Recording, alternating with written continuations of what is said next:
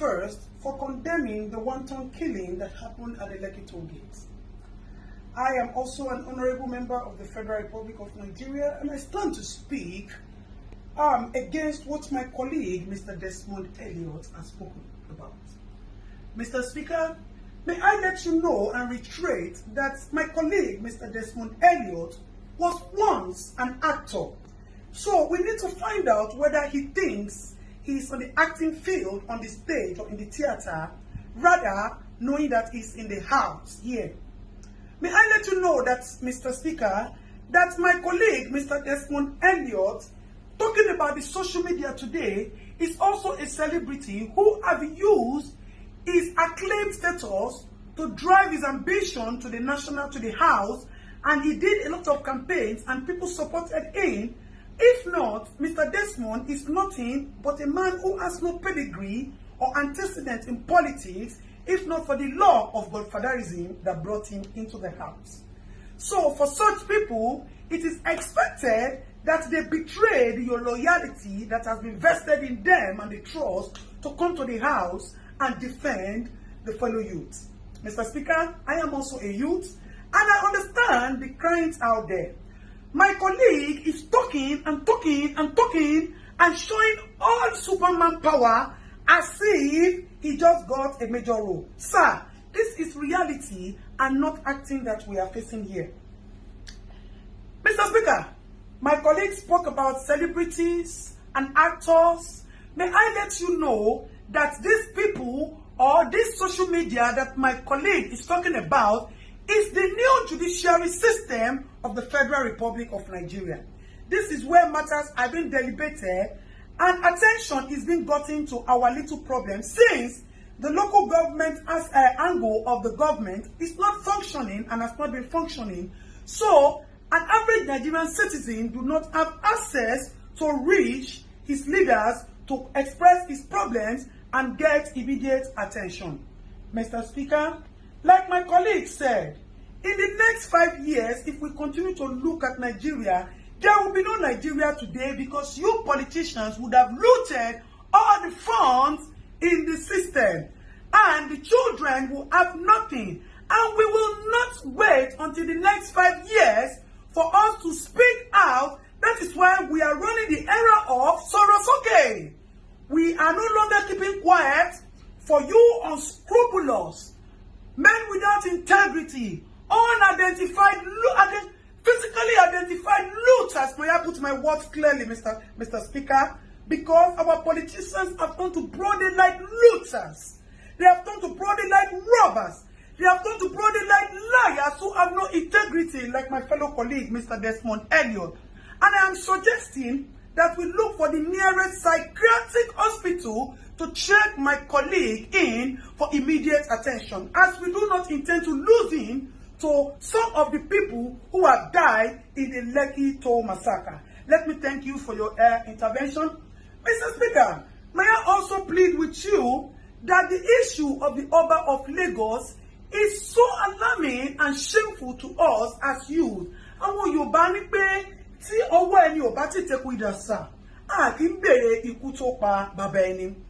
The act of Oba of Lagos has shown that there needs to be proper investigation to his character and person and how he relates with people in his area. The office of the Oba is supposed to consult with the oracles and our ancestors when there are troubles in the land, so we can provide solution. Rather, the office of the Oba has turned into a storage of dollars and palliatives, and that needs to be questioned and properly investigated, sir. May I also plead with you, Mr. Speaker, that you should look into the bills that are being presented to you and be sure that you are defending and supporting the interests of the youth. Our politicians have turned into nothing but animals who worship nothing but money.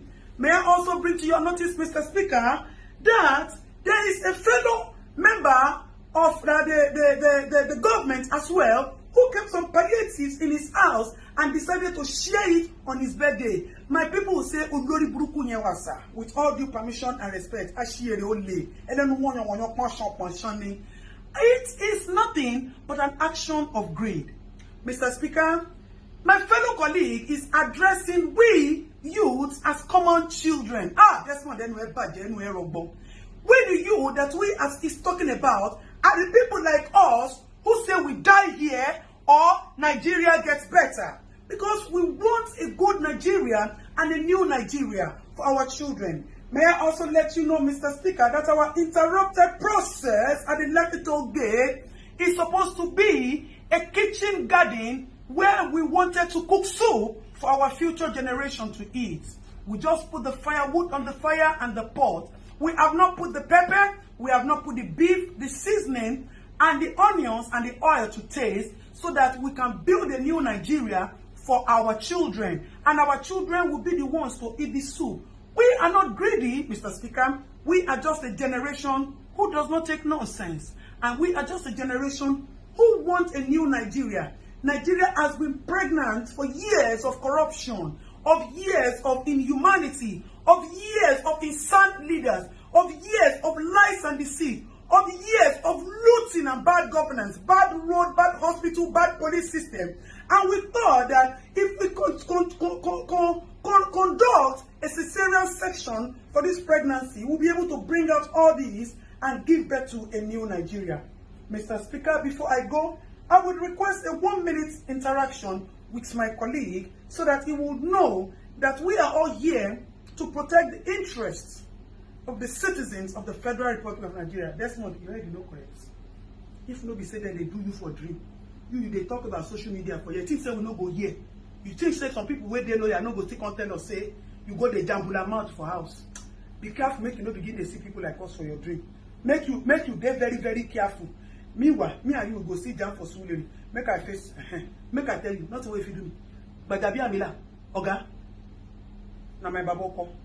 So you know go there, anything will happen to me. You see, say confidence in me, Mr. Speaker, thank you very much, sir, for your little 1-minute time. Mr. Speaker, before I go, I would want to plead with you not to sign, to use your good office, not to sign any bill that is against the interest and the benefit of the public.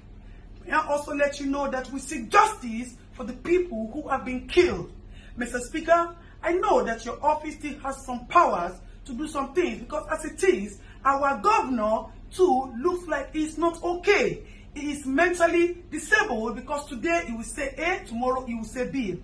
And as my fellow colleague who is not here today said, Papa, he said they have removed the engine, they put B2 tomorrow, and they put DAF next tomorrow. So the engine of our federal governor is not properly okay and also needs to be checked so that we can know the truth of who ordered the massacre killing, why he ordered the massacre killing in Lekki, as there was no iota of crime recorded in the case of Lekki.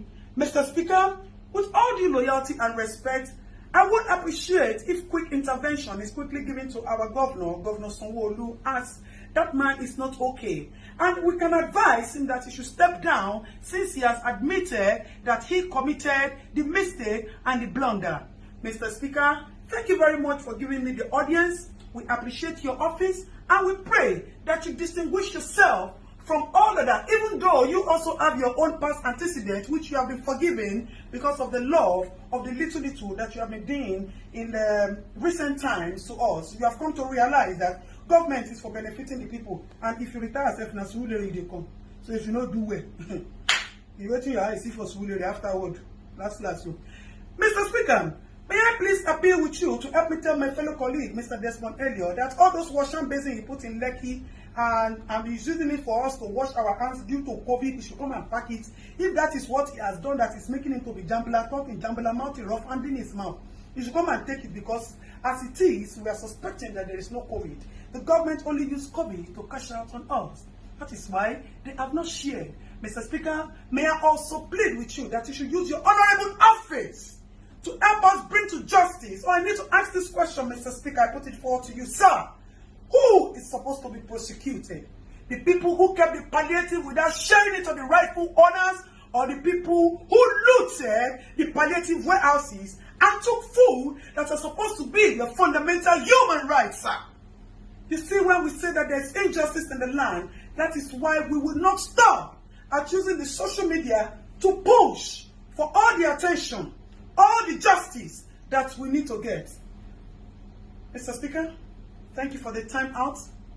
May I further reiterate that Mr. Desmond Elliot, according to Davido, one of the youth, has said that all the memories, the fake memories of acting that you brought to us, we have forgotten about it and you have been jeopardized with this single act of yours. So if you would tell Mr.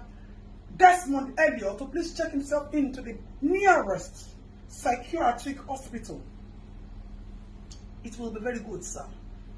I remain your Honorable Adetoun, who stands for nothing but justice for the common man, as I am a common man and a citizen of the Federal Republic of Nigeria. So help me God, sir.